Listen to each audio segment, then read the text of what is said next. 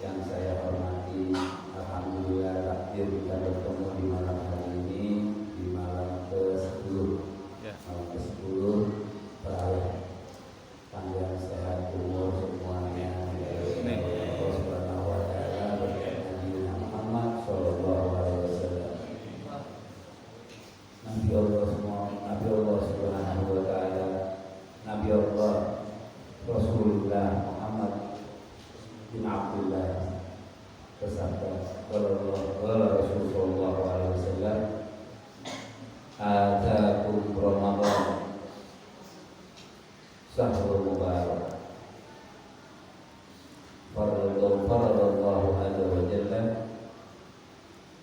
alaikum siyamahu. Disebut di sini di hadis Rasulullah alaihi wasallam, diberitahukan telah datang bulan Ramadan, bulan yang penuh berkah. Kenapa syahrul mubarak? Itu Rasul sendiri yang memberitahukan bahwasanya bulan ini bulan yang berkah, bukan bulan yang bisa mencari kita kesialan, bukan kita lapar kok dapat buka puasa. Ini bulan berkah. Semua orang kaya, orang miskin, orang-orang yang mempunyai harta lebih akan sekaya tetap harus berpuasa biar merasakan kelaparan. Di situ di dalam bulan Ramadan, di dalam hadis itu disebutkan wa yutahu fihi abwaabas sama. Allah membuka pintu langit. Dalam membuka pintu langit, kita bertangkat tangan untuk kita doa kepada Allah Subhanahu wa taala, tidak mustahil akan diijabah. Karena di hadis bahwasanya wa fihi abwaabas sama. Di situ dibukanya pintu langit. Dan di hadis itu pula wa yuqfalu, ditutup fihi abwaabal jahim. Nah, di situ ditutup pintunya neraka jahim. Enggak kepanasan. Kalau dia kepanasan berarti bukan hawa neraka. Ya, biasanya kalau kita hawa kerja, hawa neraka. Nah, neraka itu nggak ada hawa-hawanya. Jadi pintu neraka ditutup ini tidak ada kira-kiranya orang-orang yang meninggal di bulan Ramadan. Itu salah satu dari juga orang yang meninggal di bulan Ramadan itu syahid, karena pintu neraka ditutup. Disebutnya malaikat suci, tapi malaikat tidak bisa dibilang suci karena dia masih ada tugas sekarang. Di dalam bulan Ramadan juga disebut dalam hadis itu wa tuqallu fihi waradatus sayatin lillah. Dan di situ dibelenggunya syaitan oleh Allah. Di dalam belenggunya kalau ada orang marah-marah, berantem segala macam, itu hawa nafsu apa syaitan? Pasti hawa nafsu. Syaitan itu dibelenggu. Maka kita nggak percaya sama Nabi. Apabila ada orang nggak berpuasa, katanya kena setan. Nah, nggak ada setan libur, cuti sebulan, dikasih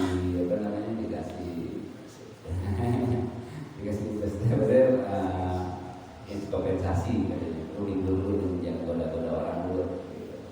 Karena Rasulullah yang ngasih tahu, waktu lalu fihi waradatus sayatin lillah. Nah, kalau ada orang yang marah-marah itu hawa nafsu. Ada orang yang kira berantem, tawuran segala macam, itu hawa nafsu, sifat asli. Sifat aslinya. Yang kira-kira pelit sama bininya, nah itu sifat asli. Ya. Nah, gak pernah kecemburuan, nah itu sifat asli. Yang sifat cemburunya. Dan di situ juga wafihi lailatul khairu min alfi sahat. Ini yang dirahasiakan Allah. Kenapa? Biar orang pada beribadah setiap malam, karena ada di malam itu 1000 malam ini kita akan mendapatkan Lailatul Qadar. Lailatul Qadar itu kalau puasa hari Sabtu ada yang ngeramal malam 23. Nah kebetulan di Al-Hawi ya, malam 23 di malam di Al-Hawi. Di situ bermunajat kita sama Allah. Nanti pulang dari Al-Hawi habis terawih di situ, habis kita doa, sampai rumah jangan berhenti ngaji. Biar dapat Lailatul Qadar. Ada seseorang dapat Lailatul Qadar. Di situ tidak berbilang, nggak ngomong segala macam. Dia udah dapat Qadar. Hidupnya alir kaya, apapun dikasih sama Allah, bahkan berlimpah. Dia ahli ibadah selamanya karena udah pasti tanpa gangguan. Di sini dalam hadis ini Rasulullah memberikan sesuatu kepada umatnya, sesuatu yang berkah di dalam hidupnya. Berarti hidupnya ini bukan untuk di akhirat, berarti untuk di dunia. Nah di dunia ini apa syaratnya kita harus menegakkan sesuatu itu? Berarti harus ada resep. Resepnya yaitu menegakkan dunia ini untuk akhirat. Yang pertama, yang alim, yang mengetahui ilmu harus memberikan manfaat ilmu itu kepada orang yang membutuhkan. Berarti ilmu manfaat. Dan yang bodoh, yang kedua, harus jangan berhenti untuk belajar. Nah, di sini majelis taklim setiap malam Sabtu, Senin, setiap malam Senin di sini pasti ada majelis taklim. Ngerti nggak ngerti datang aja. Untuk niatnya belajar. Jangan berhenti untuk belajar. Kita bodoh, saya bodoh, tapi nggak berhenti untuk belajar. Ada salah, biarpun kita sudah sepintar apapun, pasti ada salah. Yang ketiga, yang kaya harus memberikan hartanya kepada sifatnya. Itu resep. Jangan pelit, nanti aprit. Jangan pelit, nanti aprit. Ya kalau kita ini lagi nggak ada di sini, nggak ada sih tampang-tampang miliarder ya, nggak ada ya.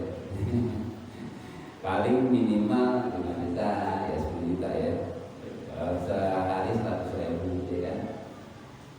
Kalau 100.000 diberikan kepada saya, mungkin masih mikir besok buat apa saya. Tapi kalau masih 50 mungkin masih bisa ya. Tapi kalau miliarder ini yang paling susah sedekah setengah hartanya. Coba bayar, seandainya ada orang miliarder 500 juta buat saya, 500 juta buat saya. Ada yang mau ngasih? Ya, jadi pada mikir orang kaya ini. Mendingan kita yang masih punya 100.000 bagi paro daripada orang kaya bagi paro. Pahalanya sama nggak? Bagi paro. Mendingan sekarang itu bersedekah daripada itu orang kaya udah kaya. Yang keempat, orang fakir tidak menjual akhiratnya untuk dunianya. Ini berhubungan semua. Seandainya orang alim ini tidak mengajar, tidak memberikan manfaat, ilmu yang manfaat kepada orang yang bodoh, maka si bodoh ini bosan untuk belajar. Dan orang kaya pelit afid bin madin tidak memberikan kepada orang yang miskin, maka si orang miskin ini akan menjual agamanya. Jadi orang yang ingin manfaat masuk neraka, didoblek sama si orang bodoh. Dan si orang bodoh ini akan menjual agamanya. Udah bodoh, miskin. Kita mau jadi yang mana? Sekarang bulannya bulan berkah, bersedekah, berlipat-lipat ganda kita memberikan segala sesuatunya. Pasti. Karena banyak hadis yang mengajarkan itu. Kira-kira siap bersedekah? Punya 100.000 ngasih orang 60.000 siap? Punya 1 miliar setengah-setengah mau saya mau? Siap? Nah, siap aja. Karena kalau punya duit ya. Alhamdulillah sudah 10 menit ya, kita bertemu di sini. Wabillahi taufiq